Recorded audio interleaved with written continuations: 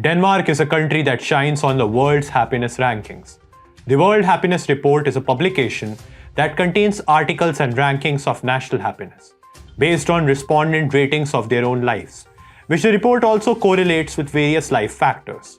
However, do these rankings actually reflect the quality of lives in these countries is a question frequently asked by many. So let's look at one of the happiest countries in the world, Denmark. Hello and welcome to TFI Global, the foreign affairs and geopolitical analysis arm of TFI Media Group. I am your host Palak Kashyap. Let's begin. Going by the rankings, Denmark is the second happiest country in the world. The World Happiness Report is a publication of the Sustainable Development Solutions Network, a global initiative of the United Nations. Finland is the world's happiest country, according to World Happiness Report rankings in 2022. Denmark comes second in the World Happiness Report, which ranks 156 countries by how happy their citizens perceive themselves to be. Thus, as per the report, Danes are the second happiest people in the world. However, sometimes these reports fail to accurately evaluate the life of the people in a country, and the ground realities are not reflected properly.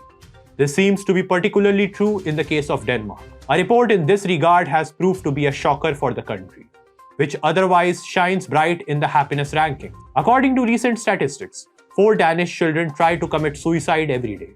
Yes, you heard it right. An overview of suicide attempts among children and juveniles until the age of 14, compiled by the Danish Health Data Agency, has revealed the shocking details.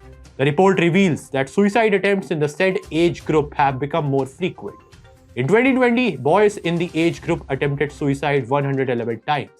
In 2021, the number rose to 187.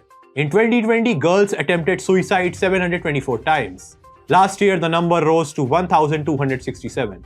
So the situation for girls in the age group is even worse. If we put these findings otherwise, 4 Danish children try to commit suicide every day. Further, this number may rise in the future, as Denmark's leading children's rights organization Barns Vilkår, Children's Life, which among others operates a hotline and an online counseling service for young people, reported that the share of those calling in with suicidal thoughts increases each year.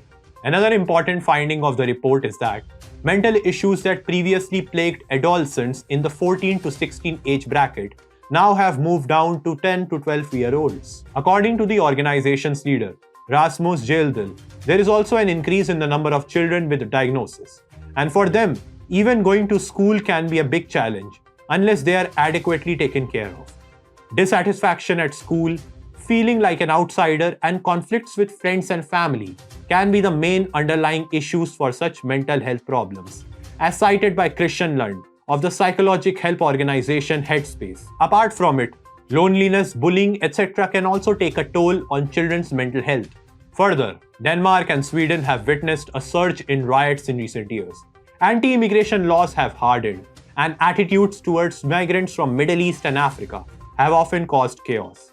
Violent protests have broken out in Copenhagen recently against Rasmus Paludan, the founder of a tiny far-right party that has pushed the city into chaos and unrest. Thus, despite consistently ranking on top of various happiness reports, suicide, depression, and other persistent mental health issues in countries like Denmark tell us how the ground realities are often ignored or overlooked by makers of such indexes.